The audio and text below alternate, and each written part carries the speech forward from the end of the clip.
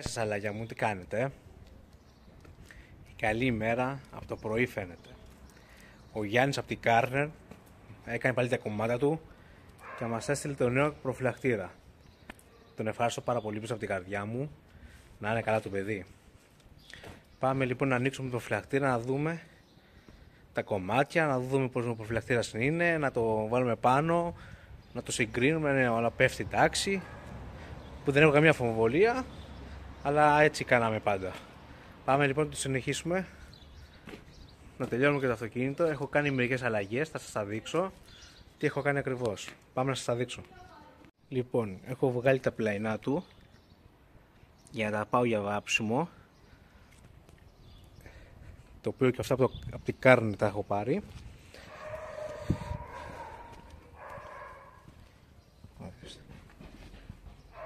Τα έχω βγάλει, τα έχω μέσα στο αυτοκίνητο και πάμε λοιπόν να δούμε εδώ η Κάρνη τι μας έχει στείλει, το καινούριο μας προφυλακτήρα. Μέσα σε μια μέρα, παιδιά, έκανε αποστολή το παιδί. Εχθές μου τον έστειλε, σήμερα ήρθε το παιδί. Να είναι καλά, τον ευχαριστώ πάρα πολύ. Εδώ είμαστε. Πάμε λοιπόν να τον ανοίξουμε.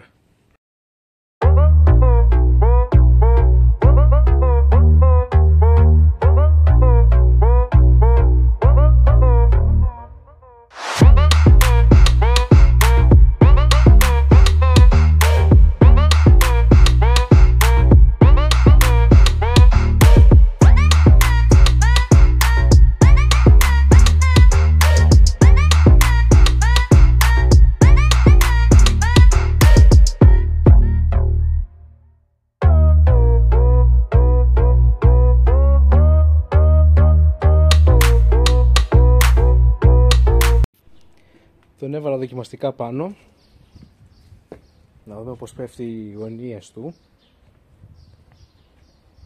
Δεν το έχω κουμπώσει ακριβώς, αλλά είναι μια χαρά.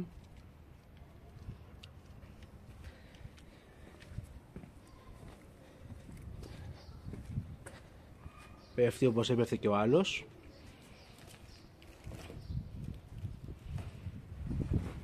Τέλεια. Πάμε λοιπόν να δούμε τι μας κρύβει αυτό το κουτί εδώ μέσα.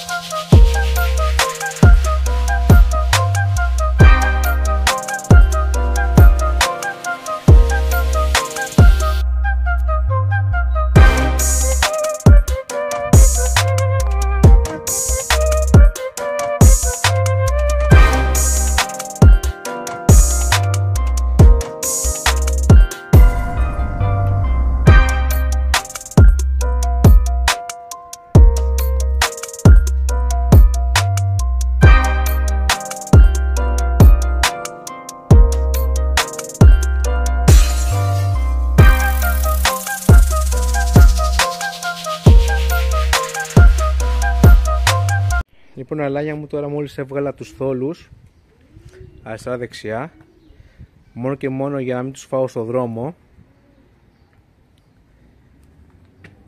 Εδώ βλέπετε. Και πάμε τώρα να κουμπώσω τον προφυλακτήρα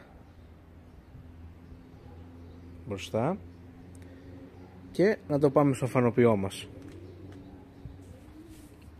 Πάμε, συνεχίζουμε. Και κάπου εδώ φτάσαμε στο τέλος.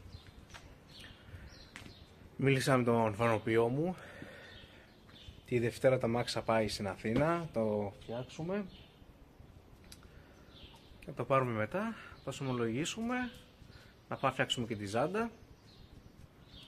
Είναι όλα κομπλέ. Σας ευχαριστώ πολύ για όλους, για το που με παρακολουθείτε, και ακόμα ένα ευχαριστώ για τον Γιάννη και την Κάρνερ που μου στείλαν τα πράγματα αμέσως. Καλή συνέχεια.